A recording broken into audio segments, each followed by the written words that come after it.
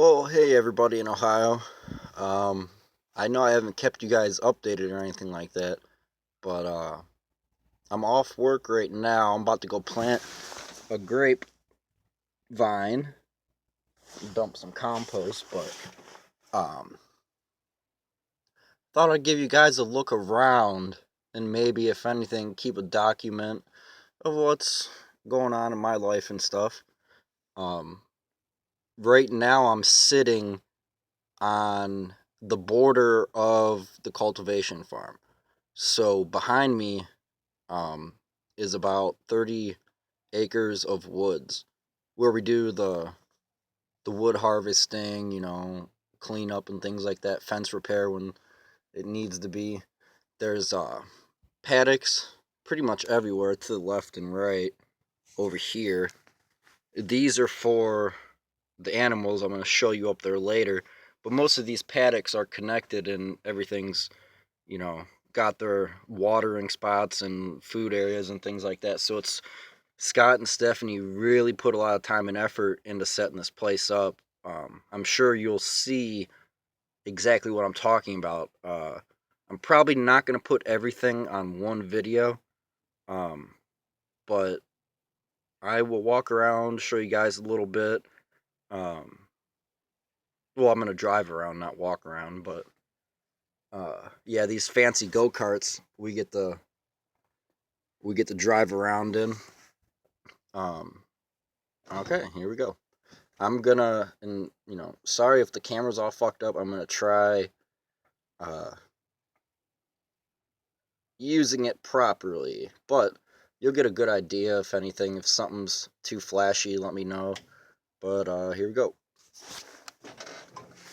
It would help if I put the cart in forward. Okay, this building up here on the left is a hay barn. Um, they have two, really. Okay, what we're coming up on now is the harvest house in the middle, that big white roof building. That's where we do all the processing and things like that for the garden. Bunch of fences and things like that, supply area. Uh, that's a tool shed, chainsaws, Kubota, gasoline, things like that. Another little hay storage area. We got the duck area over there. Let's pull it around over here. It's one of their little ponds that they have. And that's the duck pen right there. The green door is the brooder house where they raise their younglings. That trailer off in the distance to the left is actually the one I'm staying in. Um, them little boxes, the metal covered boxes, are their laying boxes in Blue Barrel food. They got their food troughs out there.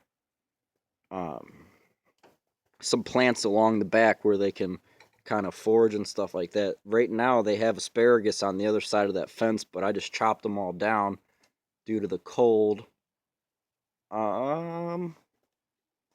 I think that's everything over here. Well, here's something that you guys don't see very often. Cactus. They have a huge cactus plant up in the front. I think that's real cool. We got a long-term compost pile, more fencing, hay over there. Let's roll that way. I'll show you guys up close.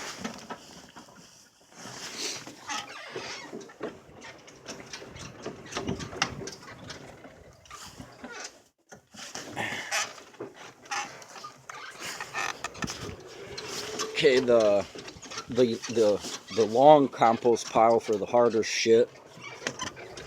We got the greenhouse right there. They got subtropical trees in there like citrus and is it subtropical or tropical? I'm not sure, but it's hot weather trees like citrus and things like that. Uh, them rows are cover crops right now, but mostly everything under them the white shelters are crops and things like that. We got the little duck run right here. Them fenced in areas, the circles where she's talking about putting peaches in, so that should be pretty cool.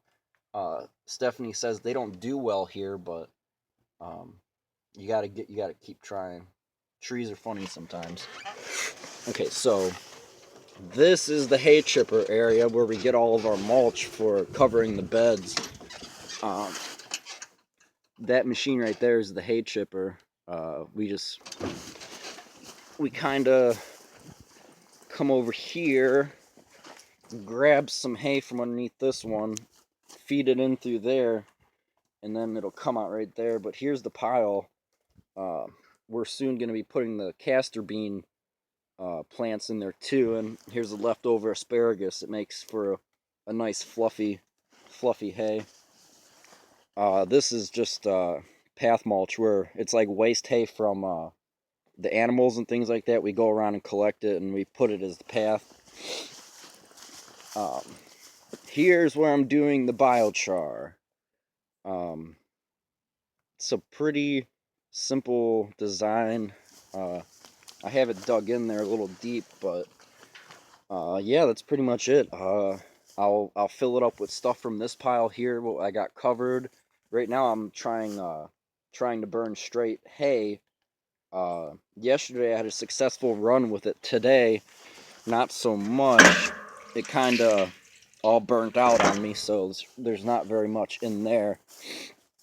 Compost pile, sifter. We put the compost in that modified cement mixer to get real fine stuff out and keep all the big sticks and shit out of there. We don't want none of that. This is called Mel. It's just a big like wood chipper. It goes in that end, obviously. We get our hard mulch. This is for the big paths in the garden and anything that needs, harder mulch, the duck pen, the chicken pen. Sometimes they'll use it to fill holes that are kind of wet and stuff like that. So here we have the sheep. These guys are really cool. The two right there, the white and the brown one that you can see on the screen, those are girls. And then I don't know, I can't remember their names. They're real skittish and stuff, so they don't really click in my mind to remember their names. But this one is Morris. He's nice. You got to be careful with him though. He'll hit you. He butted me. We were trying to help Lyndon out. He had a bad foot. He had some stuff wrong with his foot, and we were trying to help him. We go into the pen, try to grab up Lyndon, and then Morris would, he would come up and butt you. These guys are sheep. They're rams. They don't have horns, but they still do the whole ramming thing.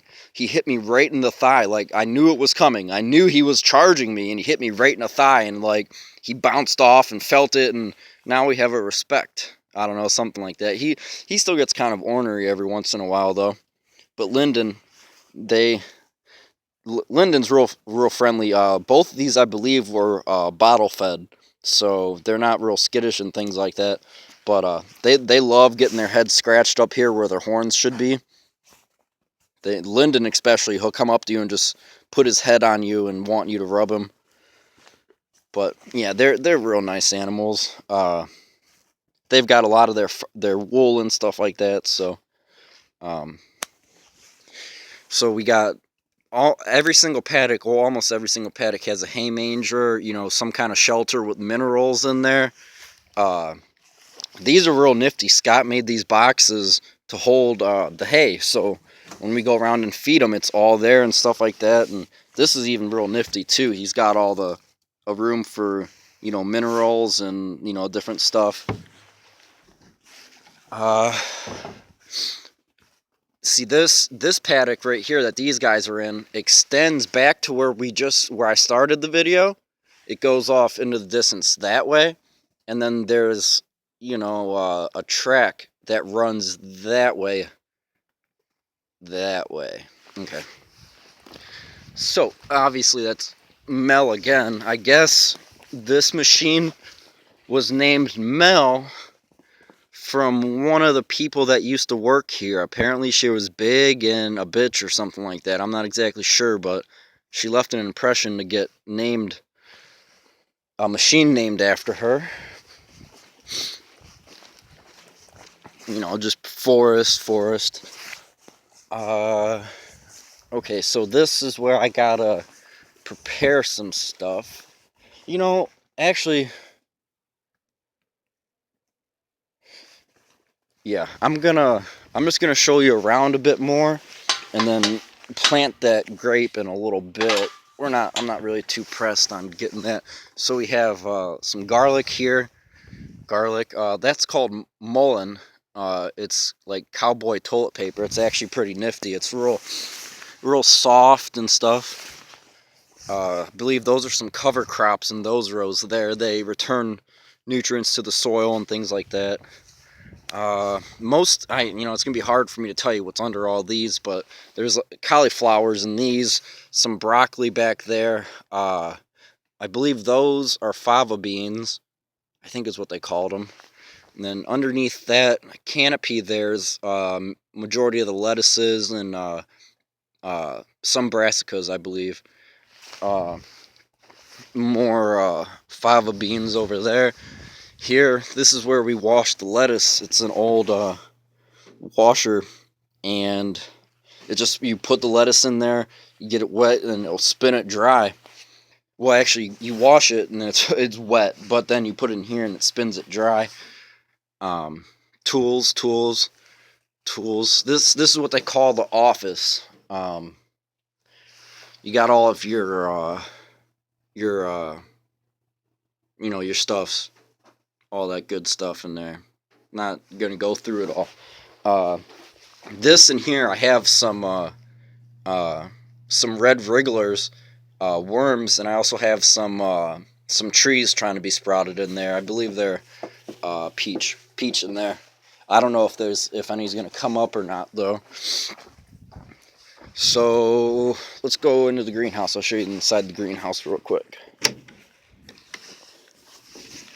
Okay, in here we have them trees that I was talking about, kitty food. I'm not sure exactly what these ones are, but these ones over here are definitely citrus. As you can see, this one's got some lemons on it. They got transplants over here. That's some kind of flower, I'm not exactly sure. But yep.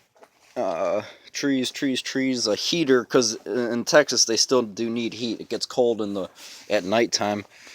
These containers in different